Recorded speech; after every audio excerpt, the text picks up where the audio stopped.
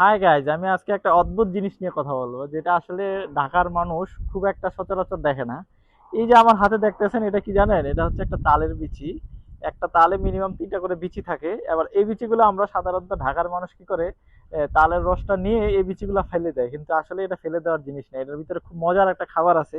এটা যদি আপনি কোথাও এক জায়গায় রেখে দেন, এই যে ছাদের মধ্যে আমরা সাধারণত রেখে দিছি এখানে, আপনারা চাইলে রাখতে পারেন, কিন্তু বিষয় হলো যে এই যে দেখেন খুব সুন্দরভাবে এটা একটা চারা গজানোর মতো একটা অবস্থায় আসছে। কিন্তু এটারে যদি আপনি কাটেন, এটার ভিতরে খুব সুন্দর থুম আমরা যেটারে বলি আর কি গ্রামের ভাষায়, খুব সুন্দর পাওয়া যায়। যে যেটা নারিকেলের ভিতরেও থাকে, নারিকেলের যখন গাছ হয়ে যায় ওটার ভিতরেও এরকম থাকে। ওই জিনিসটা খুব সুস্বাদু এবং খুব মজাদার হয়। ঠিক আছে, আমরা গ্রামে থাকতে প্রায় প্রতি বছরই খেতাম, কিন্তু ঢাকাতে আসার পরে এটা আসলে খাওয়া হয় না। হ্যাঁ, কিন্তু আমরা প্রায় সময় দেখা যায় যে তালে এনে এটা রসটা নিয়ে বিচিগুলা সাধারণত মলাজুরিতে ফেলে দেই।